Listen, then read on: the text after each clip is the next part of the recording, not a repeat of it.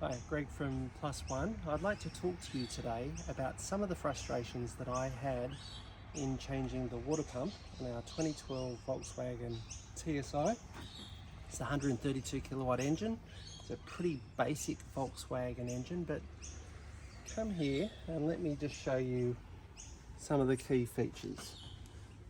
We had to replace the water pump. This is our water pump. It's a part number 06J121026P. That's the Volkswagen original part number. But you don't want to use this. You want to get the upgraded part. This is a plastic part. It's supposed to be a part for life, but as anyone who's had cars of previous generations to this would know that the water pump is an item that you just is a consumable, and ours is certainly leaking. So we had replaced the water bottle because we thought that was the easiest fix. There's an auxiliary pump right at the base underneath the radiator. We replaced that.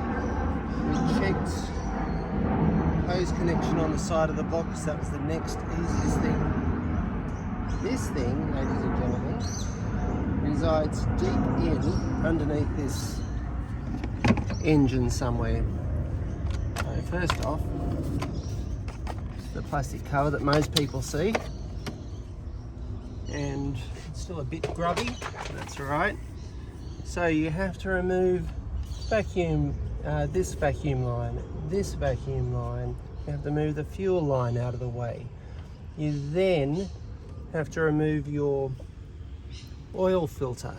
You have to remove the bracket that holds on these lines through here. You have to remove this. You have to remove all these connectors until you can get to the manifold. And then you have to remove the manifold. So a lot of the videos will show you how to remove all of this. There are plenty of videos. I'm not going to show you what they are. I will show you some items that I didn't find readily available. One of them is that directly underneath this manifold, they showed us removing all the bolts all ready to come out. There's 10 mils and your Torx set will be your friend because there's lots of Torx 30s through there. You pull all of that out, it still wasn't moving for me. And they've all just removed the bolts, 10 of them, happy days, out comes the manifold. And I struggled for half a day, and there's very little visibility under there, and I didn't know what was going on because I'm not a mechanic. I finally found someone who said in their video that, oh, the bracket isn't underneath the manifold bracket isn't there. Oh well, people remove that because it's once they remove it, it's too impossible to put back in. Okay, let me show you the mystery manifold bracket. That's this item here. Okay, so it's an alloy bracket. Now it has I think it's a 8mm double square. So you need to have this fitting. You can't find a Torx. It's a special double square fitting.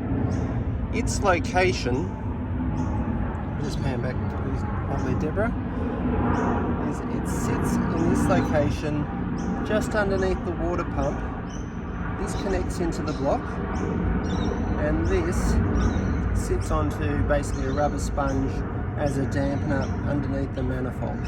So you've got to remove that, which is under there, and then to remove this you've got to do it from underneath the engine, and there's hoses and pipes and everything everywhere, connectors.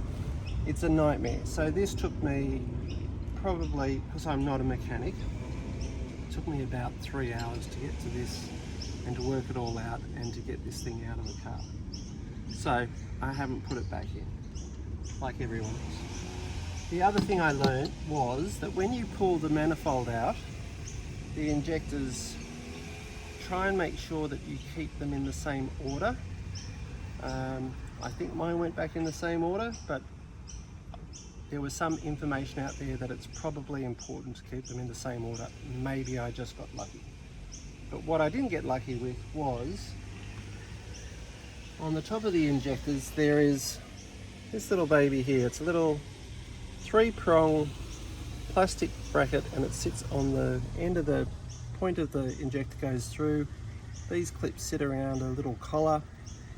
It does whatever it does, some sort of a seal, but after this car's now 12 years old, these plastic bits were very, very brittle, and I've replaced them all, but I have this extra spare, which was in good order. I bought these as kits from Volkswagen. This is the Volkswagen part number. Now, you can do what I did. So I had the whole thing torn apart, and my lovely partner Deb, who's holding the camera, was getting more and more pissed off because this was her car and it wasn't working. I went straight to Volkswagen and got those seal kits. It was $150 Australian. Now you can buy these on Amazon for about $16 delivered if you look hard enough. But let's just call it 20 bucks Australian delivered. So get yourself a full set, buy 6, buy 2 sets. Go hard, because you will snap these when you're trying to get them back in, or they will be broken when you pull them out. So that cost us some serious money. The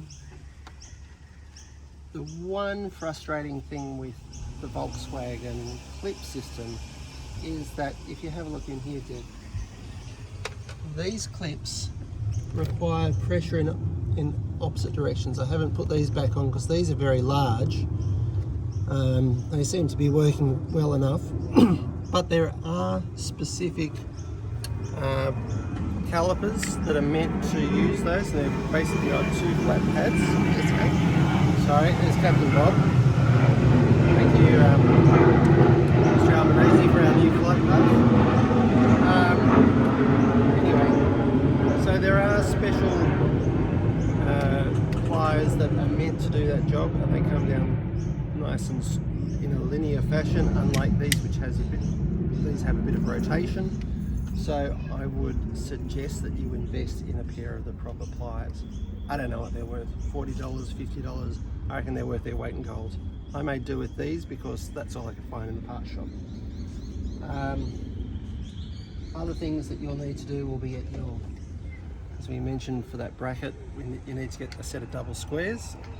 As I said, I use the 8mm, and these are on my, and the annoying thing with these is that this is for 1/2 inch. These are 1/4 inch, and these, these are large ones. These are the 1/2 inch, 3/4 and 1/4. So I do have a breaker bar in this size, in the mid size, which I was able to use, but I don't have a proper ratcheted handle, so just be careful with that. Make sure you've got the right handle for your sockets. The other thing that's invaluable is a set of Torx. You'll use Torx 20, 25s, 30s, and even some 40s in there, so get yourself a set of Torx. I've got one stuck in my 7mm socket because that works quite well with a 7mm socket, because this was not able to go through the manifold to remove 2 of the Torx 30, so I had to put it actually into a socket.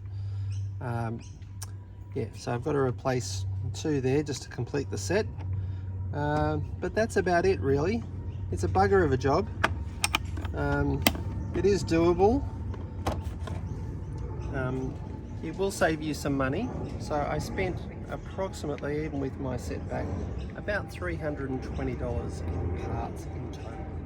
So where did you get the water pump from?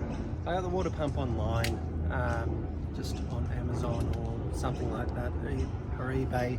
It was about $160 Australian. It's an upgraded alloy part. Should last. And hopefully we don't have to run around filling up our coolant every 2 seconds. I did find at the end that I didn't have all the clips, all the connectors completely buckled in, or the important one I didn't have buckled in. So just go through and make sure that you press in the big main one that's just under here underneath the main vacuum area has a double click. So just make sure you really push it home and double check all of your clamps are on the coolant lines, because I left one off. And so you discovered that double click because what happened? Because it wouldn't start. Yes. It was trying to turn over, but there was no spark, and also my power steering wasn't on, so I couldn't turn the wheel at all. So there were a few telltale signs that something was awry. So we hooked it up to the computer. We found out that we had all these error messages. None of the injectors were reading, and the power steering pump was not working either. So double check all of those things. Hopefully you've got, I was working out in the street and it was very, very hot. If you've got some time, use lots of lights, double check everything. It's a bugger of a job. Would I recommend it? Probably not. If you're really keen, it did save us $2,000, and I got to the point where I was too far into the job to stop. I just had to keep going.